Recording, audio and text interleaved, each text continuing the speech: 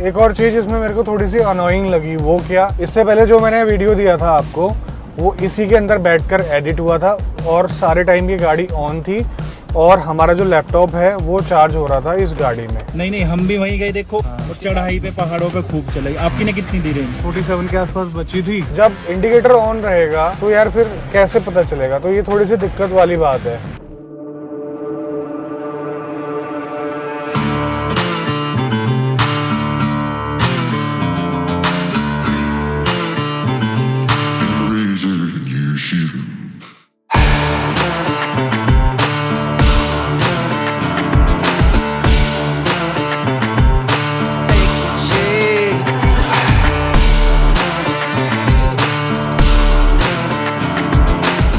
नमस्कार दोस्तों, एक बार फिर से आप लोगों का स्वागत है। अब इस गाड़ी को चलाने का टाइम आ गया है। ये है Nexon.ev। 14 तारीख को इसकी प्राइसिंग आएगी, लेकिन हम चलाकर तो देखते हैं इसको कैसी चलती है। ये ईवी में कोई आवाज होती नहीं है, ये तो आपको पता है, ये तो जनरल सी बात है। अब मैं बता देता हूँ मैं इसको चला कितना चुका हूँ। यहाँ पर आप देख सकते हैं ट्रिप ए 103 किलोमीटर और वॉट आवर पर किलोमीटर है मेरा 171। अब यहाँ पर आप देख सकते हैं मैं एम्बे वैली की तरफ जा रहा हूँ लोनावाला से, जो कि पूरा हिली टेरेन है।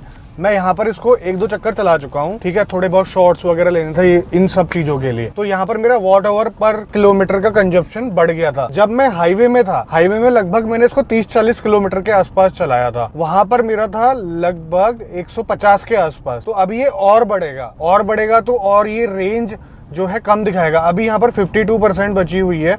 52% में इको मोड में ये 147 बता रहा है। अब मैं इसको डाल देता हूँ दूसरे मोड में, स्पोर्ट्स मोड में ये बता रहा है 135 किलोमीटर। अब सिटी मोड में बता रहा है 141, यानी कि 141 किलोमीटर। अभी हिली टेरेन है। अगर मैं अभी प्लेन रोड में हाईवे में जाऊंगा तो इसका वाट आवर पर किलोमीटर कम हो जाएगा, यानी कि बैटरी का जो कंजप्शन है वो कम हो जाएगा, तो रेंज बढ़ जाएगी। और अभी देखिए मौसम बहुत ही जबरदस्त हो रहा है, ठीक है, बारिश वगैरह हो रही है, तो यहाँ पर जो है एसी का टेस्ट तो नहीं हो पाएगा, क्योंकि ये लोग बोल रहे थे कि कंप्रेसर का साइज बड़ा करा है। मैं इसको सबसे पहले इको मोड में चलाता हूँ। Economy drive mode activated. तो अभी फिलहाल चढ़ाई है, तो इकोनॉमी मोड में भी देखो पावर की कोई कमी नहीं है गाड़ी में। हम पहले भी चला चुके हैं ईवी को, नेक्सॉन ईवी मैक्स को, तो बताया हुआ है हमने, इसमें कोई दिक्कत वाली बात नहीं है। और मैं इस नेक्सॉन ईवी को फर्स्ट टाइम यहाँ पर हिली एरिया में चला रहा हूँ, और मेरा गोल यही था कि पुणे में ड्राइव है तो मैं इसको लोनावाला ले जाऊंगा, उसके बाद जो है एम्बे वैली ले जाऊंगा। बाकी सस्पेंशन काफ़ी अच्छे हैं एज यूजुअल, जैसे नेक्सॉन के होते हैं। और आप देख सकते हैं कि जो स्टेबिलिटी है वो भी ज़बरदस्त है। फन टू ड्राइव है यार, इसमें कोई शिकायत नहीं है। 3 सिलेंडर की वाइब्रेशन की भी कोई शिकायत नहीं है। गाड़ी में पंच कम है, वो भी दिक्कत वाली बात नहीं है। अगर मैं इसको स्पोर्ट्स मोड में डाल देता हूँ, पैडल दबाया, ओ भाई साहब जबरदस्त।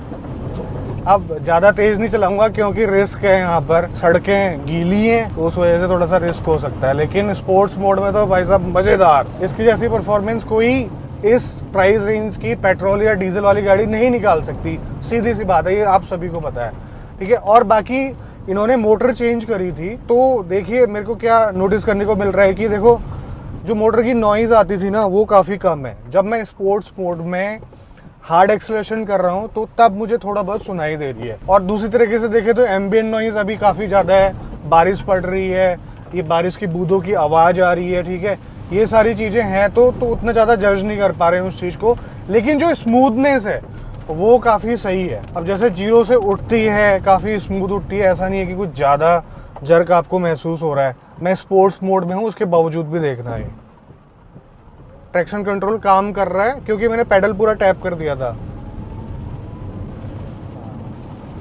और ट्रैक्शन कंट्रोल को ऑफ करने का कोई स्विच नहीं है, तो आप अपनी मनमानी इसमें नहीं कर सकते। तो अभी मैं इसको डाल देता हूँ सिटी मोड को। City drive mode activated. City mode में क्या है कि जब भी आप गाड़ी को अपने चलाओगे, मतलब स्टार्ट करोगे या फिर आप जैसे ऑफ करने के बाद ऑन करते हो, तो ये डिफ़ॉल्ट मोड है, कहने का मतलब ये है। जो नेक्सॉन ईवी है उसका जो एहसास है नेक्सॉन पेट्रोल या डीजल से काफ़ी अच्छा है। जो ये चीज़ें करी गई है, जैसे इंटीरियर को प्रीमियम बनाया है, ये सारी चीज़ें तो इसमें जच रही है। जैसे ये इंफोटेनमेंट सिस्टम है, इसका साइज काफ़ी बड़ा है। साइज बड़ा होने की वजह से अप मार्केट लग रही है गाड़ी। और यहाँ पर आप देख सकते हैं इंस्ट्रूमेंट क्लस्टर में जो इन्फॉर्मेशन है, जिस हिसाब के ग्राफिक्स आ रहे हैं, वो सारी चीज़ें काफ़ी अच्छी लग रही है। मतलब कि इसको एक लेवल ऊपर का बना दिया है गाड़ी को।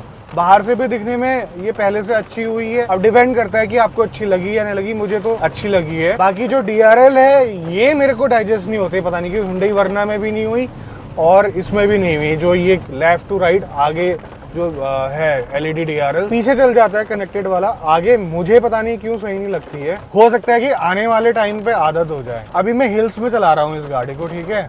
वैसे भी विजिबिलिटी कम है और उसके साथ साथ ये काफ़ी प्रॉब्लम कर रहा है मुझे A पिलर, क्योंकि टर्न्स में मेरी विजिबिलिटी जो है बिल्कुल ब्लॉक हो जा रही है। मुझे थोड़ा सा लेफ्ट या राइट झुककर मुझे देखना पड़ रहा है। इतना आसान नहीं है इतने मोटे A पिलर के साथ गाड़ी चलाना। बाकी अंदाजन ना, अगर आप नए नए हैं EV चलाने में तो आसानी से आप 270 के आसपास की रेंज निकाल लोगे नेक्सॉन EV में। मैक्सिमम ओनर इतनी ही रेंज निकालते हैं। कुछ ऐसे केसेस हैं, कुछ ऐसे सिनारियो जहाँ पर 300 प्लस भी पहुंच जाती है रेंज। कुछ ऐसा मौसम हो रहा है, आपको ना AC की जरूरत पड़ रही है ना हीटर की जरूरत पड़ रही है, तो वहाँ पर रेंज थोड़ा सा बढ़ जाती है। क्योंकि AC अगर मैं ऑफ कर दूं तो सीधा फर्क पड़ता है। देखो अभी AC को मैं यहाँ पर ऑफ करता हूँ तो 131 से 145 की रेंज हो गई यहाँ पर सिटी मोड में। तो इसको मैं इको मोड में डाल देता हूँ। Boat drive. Economy drive mode activated. Economy में डालते ही 150 रेंज हो गई। इसके साथ अगर मैं AC को ऑन कर देता हूँ 134। आप इंस्ट्रूमेंट क्लस्टर के ग्राफिक्स देखिए, जो रेंज वाला जो डायल है ना उसको देखना। मैं एक्सेलरेट करता हूँ तो कितना स्मूथ है वो, देखो यार। अब मैं जैसे ब्रेक मारता हूँ रीजनरेशन के टाइम पे कितना स्मूथ है वो। इंस्ट्रूमेंट क्लस्टर और इंफोटेनमेंट सिस्टम एक नंबर के हैं, नो डाउट। क्वालिटी काफी अच्छी है, म्यूजिक क्वालिटी काफी अच्छी है। ये मैंने आपको पिछली वीडियो में भी बोला था, जो IC इंजन वाली नेक्सॉन थी उसमें भी बोला था मैंने। पैडल शिफ्टर में रीजनरेशन मोड है, उससे काफ़ी आसान हो जाता है एक्सेस करना। आप स्टीयरिंग में हाथ रखे रखे उसको ऊपर नीचे करके आप लेवल को अप डाउन कर सकते हैं। रेंज बची हुई है 126 किलोमीटर, अगर आपको दिख पा रही हो तो। 48% बैटरी बची हुई है और हमें जाना है 90 किलोमीटर। ठीक, जाम वगैरह लगा, देखो यहाँ पर येलो दिखा रहा है। तो अब हम देखते हैं कि पहुँच पाएगी या फिर नहीं पहुंच पाएगी। और रास्ते में हम लोग बात करते हुए जाएंगे। ऐसा नहीं है कि मैं इसको प्यार से चलाने की कोशिश करूंगा, क्योंकि रास्ते में चार्जर्स भी हैं। अगर डाउन होती है प्रॉपर तो हम इसको चार्ज कर लेंगे। अब यहाँ पर बात यह है कि पैसा भी ज़्यादा देना पड़ेगा इस गाड़ी के लिए, ठीक है। पैसा तो ज़्यादा देना है, लेकिन आपकी प्लान्ड वे में इसका यूजेज है तो आप पैसा बचाओगे भी, नो डाउट। अब ऐसा नहीं है कि आपको चलना है महीने में 1000 किलोमीटर। आप ले चुके EV में आप 3-4 लाख 5 लाख रुपए एक्स्ट्रा देकर जो एक्स्ट्रा कॉस्ट है उसको रिकवर नहीं कर पाओगे। अब जल्दी कहने का मतलब है, या फिर आपकी EV की लाइफ तक नहीं हो पाएगी, क्योंकि रनिंग कम है। रनिंग ज़्यादा है मतलब डीजल जैसे आप यूज़ करते थे पहले, उससे थोड़ा सा ज़्यादा हुई है। और एक पर्टिकुलर रेंज में चलना है, यानी कि जैसे 200 किलोमीटर चलना है आपको, 150 किलोमीटर चलना है डेली का, तो आप EV पर जा सकते हैं बिना किसी टेंशन के। बाकी इसकी हेडलाइट ऑन करके देखी थी हमने रात में, तो विजिबिलिटी अच्छी है। LED हेडलैम्प्स वगैरह हैं, तो हाई बीम में लो बीम में अच्छी खासी है, नो डाउट। बाकी अगर कंफर्ट की बात करें, अगर आप कंपैरिजन करेंगे पेट्रोल और डीजल से सेकंड रो का, तो आपको ऐसा लगेगा कि आपके जो घुटने हैं वो थोड़ा सा ऊंचे हैं, क्योंकि इसमें बैटरी प्लेस की गई है। फ्लोर थोड़ा सा ऊंचा है। जब आप शोरूम में जाएंगे ना, दोनों गाड़ियों में बैक टू बैक बैठकर देखना, IC इंजन वाली में और साथ में EV में, तब आपको डिफरेंस महसूस होगा। एक चीज और फील कर रहा हूँ, जैसे कि इस गाड़ी में मैं क्रूज कंट्रोल का ज्यादा इस्तेमाल कर रहा हूँ, तो ये जो स्विच है ना क्रूज कंट्रोल का, ये थोड़ा सा और ऊंचा होना चाहिए, क्योंकि मैं क्रूज को ऑन या ऑफ करने के बाद अगर मैं क्रूज को सेट कर रहा हूँ ना, तो यहाँ पर स्लिप हो जा रहा है, ठीक है, स्लिप हो जा रहा है या फिर नीचे को दब जा रहा है, बजाय कि नीचे को लीवर आना चाहिए। तो ये थोड़ा सा और ऊंचे होने चाहिए थे, इस पर ध्यान देना चाहिए था। और ये जो इस पे पॉलिश कह सकते हैं या फिर पेंट कह सकते हैं, ये थोड़ा सा रफ होना चाहिए ताकि ग्रिप बने, क्योंकि स्लिप हो रहा है ये। देखो मेरी कई EV ओनर्स से बात होती है, वो मुझे बताते हैं कि over the time EV owners का ना ब्रेक पेडल का इस्तेमाल करना थोड़ा सा कम हो जाता है जब वो EV के आदी होते रहते हैं। क्योंकि देखो रीजनरेशन, अगर मैंने अभी लेवल 3 में चला रखी है गाड़ी, ठीक है, तो काइंड ऑफ मैं 1 पेडल ड्राइव भी कर सकता हूँ। मुझे जब गाड़ी डेड स्टॉप करनी है तब मुझे ब्रेक का इस्तेमाल करना है। आगे ट्रैफिक की कंडीशन देख के मैं एक्सीलेटर पेडल से पैर हटाऊंगा तो गाड़ी अपने आप जो है स्लो हो जाएगी। आप पूछोगे कितनी स्लो हो जाएगी, तो मैं एक बार करके दिखाता हूँ आपको, ठीक है। लेवल 3 पे ये गाड़ी अपने आप स्लो हो रही है। रीजनरेशन अभी पीक में था, तो अभी देखिए जो इसकी क्रॉलिंग स्पीड है ना उस पर चलेगी। अभी 8 किलोमीटर पर आवर की स्पीड में चल रही है, ठीक है। तो यहाँ तक आती है, जब आपने डेड स्टॉप करनी हो तब करोगे आप। तो इससे होता क्या है, आप रीजनरेशन का प्रॉपर फायदा उठा पाते हैं और अननेसेसरी आपकी जो बैटरी की पावर है उसको आप वेस्ट नहीं करते हैं। लेकिन एक थंब रूल भी है जो कि पेट्रोल डीजल गाड़ियों में भी अप्लाई होता है। वो क्या, लाइट फुट में गाड़ी चलाना, हार्ड एक्सेलेरेशन ना करना, एकदम ब्रेकिंग ना करना। जो भी तरीके आप पेट्रोल या डीजल में फ्यूल एफिशिएंसी की ज्यादा निकालने के लिए अपनाते हो ना, सेम आपको ईवी में भी इस्तेमाल करना है, जिसकी वजह से आपकी जो है रेंज अच्छी आएगी। अभी हमें चलना है 83 किलोमीटर और जो रेंज है 112 किलोमीटर बची हुई है।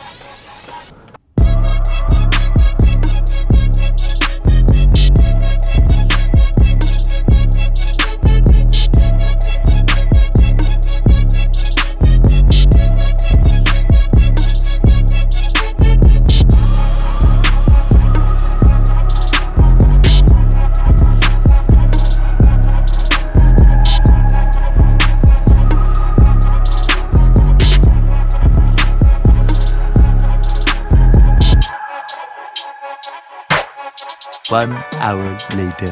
तो अभी हमें चलना है 26 किलोमीटर और हमारी जो रेंज है वो लगभग 63 किलोमीटर के आसपास बची हुई है। 25% बैटरी बची हुई है। टोटल डिस्टेंस हमने कवर कर ली है 179, मोटे मोटे तौर पे 180 के आसपास आप समझ लो। और देखो एक और चीज़ इसमें मेरे को थोड़ी सी अनोइंग लगी, वो क्या, कई टर्न्स पे जब हम इंडिकेटर देते हैं, यानी कि टर्न इंडिकेटर देते हैं, तो देखिए ये अभी मैंने मैप लगा रखा है, ठीक। मैं टर्न इंडिकेटर दूंगा, ब्लाइंड स्पॉट कैमरा पूरी स्क्रीन पर आएगा, यहाँ पर मैप का व्यू विजिबल नहीं है। अब ये है कि इसमें अवेलेबल है आपका जो इंस्ट्रूमेंट क्लस्टर है, वहाँ पर आप मैप को इंटीग्रेट कर सकते हैं।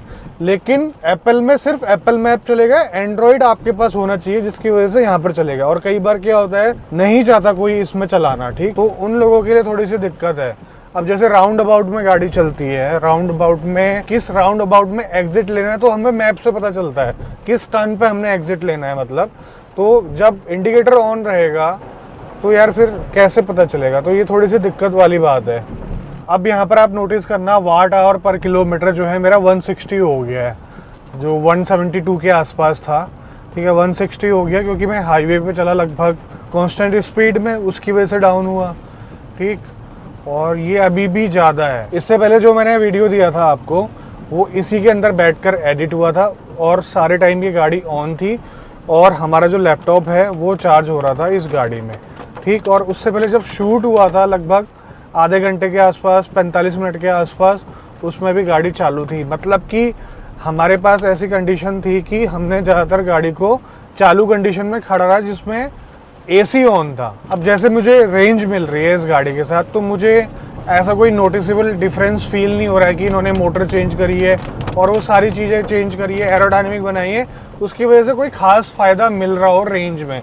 रेंज में बढ़ोतरी मेरे हिसाब से मुझे तो लगा नहीं। अब हो सकता है कि मैं इस गाड़ी को लंबा रखूँ, लंबा चलाऊँ, तब मुझे पता चल पाए, या फिर मेरी ड्राइविंग बिहेवियर थोड़ा सा सही हो जाए।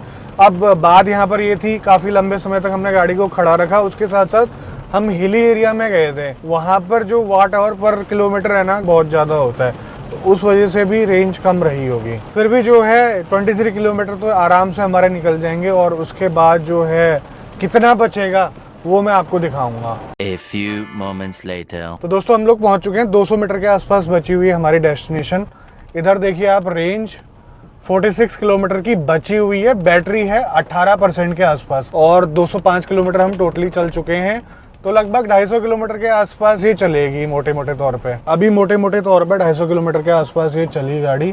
तो अब मुझे इतना कॉन्फिडेंस है कि मैं कभी इसको ढंग से चलाऊंगा तो 300 किलोमीटर आसानी से चला दूंगा। और सारी गाड़ी एसी में चली है, और हमने ऐसे नहीं चलाया कि मतलब कि रेंज निकालनी है। लेकिन ओवरऑल गाड़ी में अच्छा खासा इंप्रूवमेंट। आप डिज़ाइन देख लीजिए, आप इंटीरियर देख लीजिए, चाहे फीचर्स देख लीजिए। हमारे अरुण भाई ने चला दी है लगभग 232 किलोमीटर 232 किलोमीटर चला दी, और 67 की रेंज अभी दिखा रही है, 24%। बची हुई है, मतलब हम गलत चला रहे थे मतलब। नहीं नहीं, हम भी वहीं गए देखो, और चढ़ाई पे पहाड़ों पे खूब चलाई। आपकी ने कितनी दी रेंज? 47 के आसपास बची थी और 204-5 के आसपास चली थी। और हम तो भगा के लाए अब भी बहुत तेज। वहाँ भी तो गए थे 24 किलोमीटर आगे। नहीं, जब भी तो ज्यादा चलेगी। चलो ऐसा तो चलता है, कभी कभी लाइट फुट होता है, कभी कोई नहीं बात नहीं, होता। 300 चल सकती है। 300 प्लस चलेगी आराम से अगर लाइट फुटे। तो आज की वीडियो में बस इतना ही, मिलते हैं बहुत जल्द आपसे एक नई वीडियो में। तब तक के लिए बाय बाय, ख्याल रखिए अपना, भारत माता की जय।